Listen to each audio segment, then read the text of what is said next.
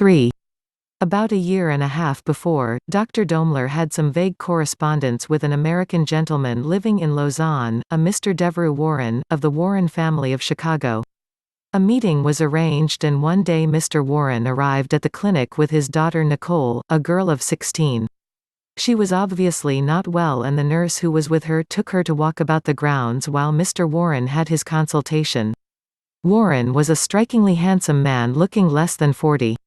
He was a fine American type in every way, tall, broad, well-made, très chic, as Dr. Daimler described him to Franz. His large grey eyes were sun-veined from rowing on Lake Geneva, and he had that special air about him of having known the best of this world. The conversation was in German, for it developed that he had been educated at Göttingen. He was nervous and obviously very moved by his errand. "Dr. Daimler, my daughter isn't right in the head. I've had lots of specialists and nurses for her and she's taken a couple of rest cures but the thing has grown too big for me and I've been strongly recommended to come to you." "Very well," said Dr. Daimler. "Suppose you start at the beginning and tell me everything." "There isn't any beginning, at least there isn't any insanity in the family that I know of, on either side. Nicole's mother died when she was 11 and I've sort of been father and mother both to her, with the help of governesses, father and mother both to her." He was very moved as he said this. Dr. Daimler saw that there were tears in the corners of his eyes and noticed for the first time that there was whiskey on his breath. As a child she was a darling thing, everybody was crazy about her, everybody that came in contact with her. She was smart as a whip and happy as the day is long. She liked to read or draw or dance or play the piano, anything. I used to hear my wife say she was the only one of our children who never cried at night. I've got an older girl, too, and there was a boy that died, but Nicole, he broke off and Dr. Daimler helped him. She was a perfectly normal, bright, happy child. Perfectly. Dr. Daimler waited. Mr. Warren shook his head, blew a long sigh, glanced quickly at Dr. Daimler and then at the floor again. "About 8 months ago, or maybe it was 6 months ago or maybe 10, I try to figure but I can't remember exactly where we were when she began to do funny things, crazy things. Her sister was the first one to say anything to me about it, because Nicole was always the same to me," he added rather hastily, as if someone had accused him of being to blame, the same loving little girl. "The first thing was about a valet." "Oh, yes," said Dr. Daimler, nodding his venerable head, as if, like Sherlock Holmes, he had expected a valet and only a valet to be introduced at this point. "I had a valet, been with me for years, Swiss, by the way." He looked up for Dr. Daimler's patriotic approval. "And she got some crazy idea about him. She thought he was making up to her, of course, at the time I believed her and I let him go, but I know now it was all nonsense." "What did she claim he had done?" That was the first thing, the doctors couldn't pin her down. She just looked at them as if they ought to know what he'd done. But she certainly meant he'd made some kind of indecent advances to her, she didn't leave us in any doubt of that. "I see. Of course, I've read about women getting lonesome and thinking there's a man under the bed and all that, but why should Nicole get such an idea? She could have all the young men she wanted.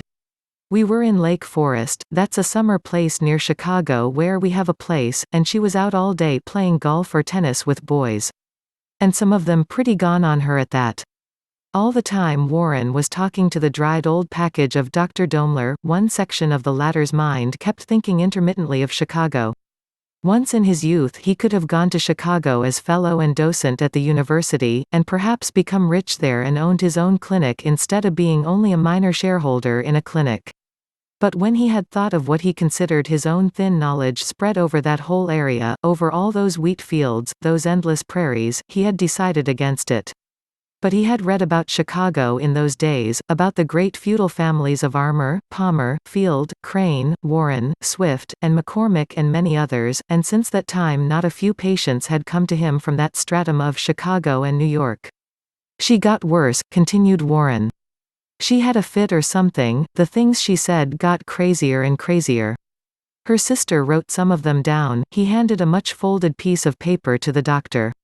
Almost always about men going to attack her, men she knew or men on the street, anybody. He told of their alarm and distress, of the horrors families go through under such circumstances, of the ineffectual efforts they had made in America, finally of the faith in a change of scene that had made him run the submarine blockade and bring his daughter to Switzerland.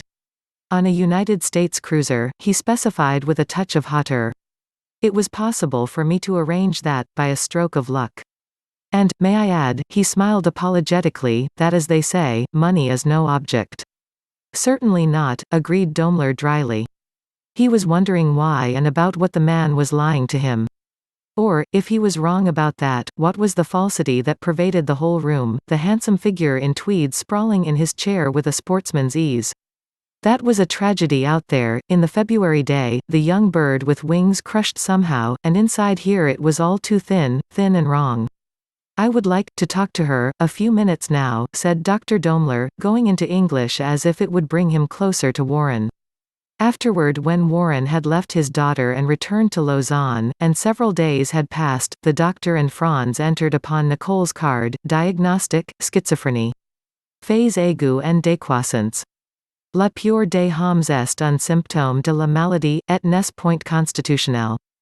Le pronostic doit rester réservé. *** diagnosis, divided personality. Acute and downhill phase of the illness. The fear of men is a symptom of the illness and is not at all constitutional. The prognosis must be reserved. And then they waited with increasing interest as the days passed for Mr. Warren's promised second visit. It was slow in coming. After a fortnight, Dr. Daimler wrote. Confronted with further silence, he committed what was for those days une folie, and telephoned to the Grand Hotel at Vevey. He learned from Mr. Warren's valet that he was at the moment packing to sail for America. But reminded that the 40 francs Swiss for the call would show up on the clinic books, the blood of the Tuileries Guard rose to Dr. Daimler's aid and Mr. Warren was got to the phone. It is absolutely necessary that you come. Your daughter's health all depends. I can take no responsibility. But look here, doctor, that's just what you're for. I have a hurry call to go home. Dr. Daimler had never yet spoken to anyone so far away, but he dispatched his ultimatum so firmly into the phone that the agonized American at the other end yielded. Half an hour after this second arrival on the Zurich Sea, Warren had broken down, his fine shoulders shaking with awful sobs inside his easy-fitting coat, his eyes redder than the very sun on Lake Geneva, and they had the awful story. It just happened, he said hoarsely. I don't know.